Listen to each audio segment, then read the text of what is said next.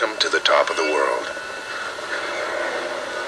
The Arctic is a place of incredible beauty, but it is also incredibly deadly. Wind, snow, ice, extreme cold, all have tested the mettle of the few human beings who have dared to brave it.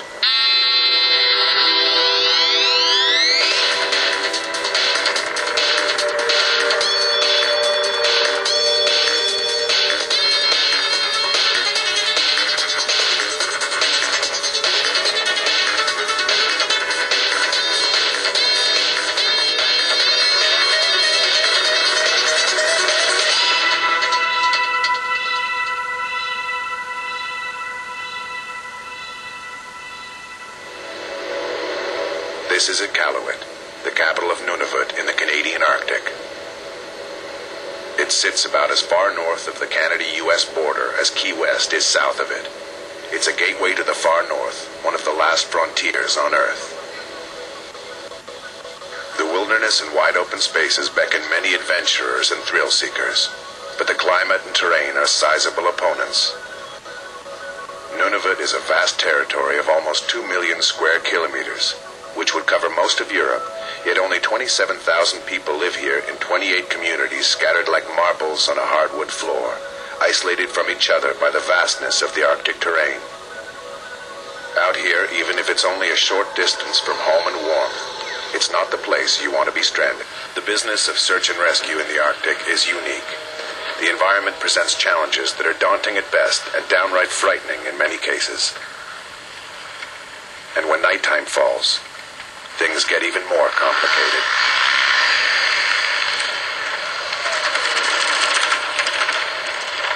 Tim McLeod has first-hand experience. A resident of Iqaluit, Tim rides his motorcycle even in the dead of winter. His bike's tires are equipped with big metal studs to grip the ice, and a ski was added to the front wheel so that it glides over snow.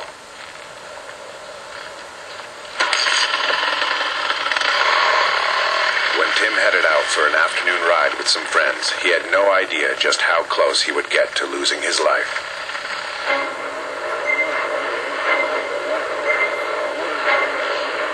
After a few kilometers, Tim's snowmobile riding friends start feeling cold and decide to turn back, but Tim forges ahead.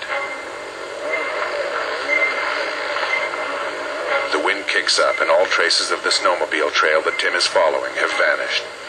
He's lost his sense of direction and can't figure out where he is anymore.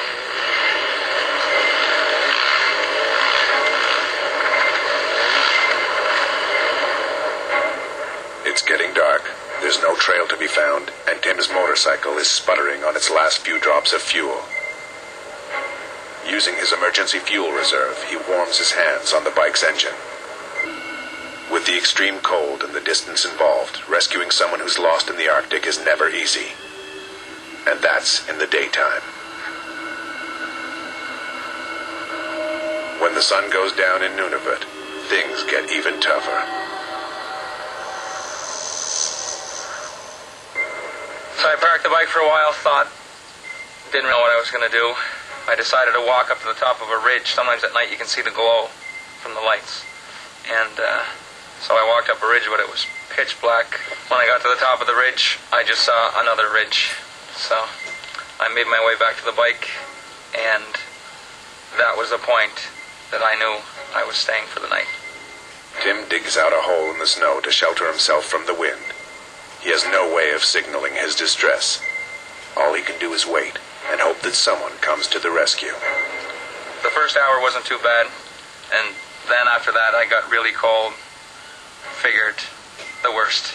So I figured wasn't sure if I was going to make it through the night, and I actually went outside in the snow. I was going to stomp out a little message, and that was the point. For some reason, I got angry, and I decided I'm not going to write a message because I felt that would be giving up. So I decided no matter what, at least I was going to hang on till the sun came up. Chances of survival in the intense nighttime cold are very slim, so there's not a moment to spare.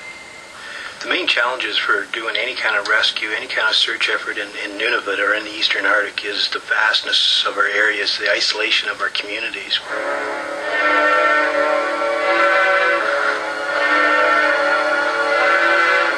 There are no roads or highways connecting the communities. communities which are spread out over Nunavut's almost 2 million square kilometers. For search and rescue teams, that's a lot of ground to cover. And to be effective, rescuers have to have first-hand knowledge of the lay of the land. The climate and terrain in these parts are what usually trigger most search and rescue operations. The Arctic is unpredictable. Violent blizzards can turn a beautiful day into a blinding white nightmare. The seemingly solid ice covering the waterways can sometimes crack from the force of the tides below the surface. With shifting ice or windy snow gusts blurring the landscape, snowmobile tracks used as visual guides can disappear or go off in the wrong direction, making it very difficult to retrace your steps. Conditions like this can easily turn rescuers into victims. Meanwhile, Tim McLeod has just about resigned himself to the fact that he'll die in the mountains, when suddenly he spots a snowmobile in the distance. Desperate to be rescued, he climbs back onto his motorcycle. The tire tracks left by Tim's motorcycle are what saved his life. There are numerous snowmobile tracks going in all directions, but the imprint left in the snow by Tim's tires gave rescuers an important lead, and they reached Tim in time to save his life.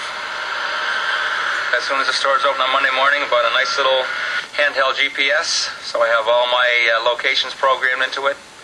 And our office, we have a satellite phone now, and my boss has offered me that whenever I go out, because it's so hard to find people up here to work. And the fire hall also has emergency locator beacons, and they offer me to take one with me whenever I head out. So between those three, I feel pretty safe. They'll find me.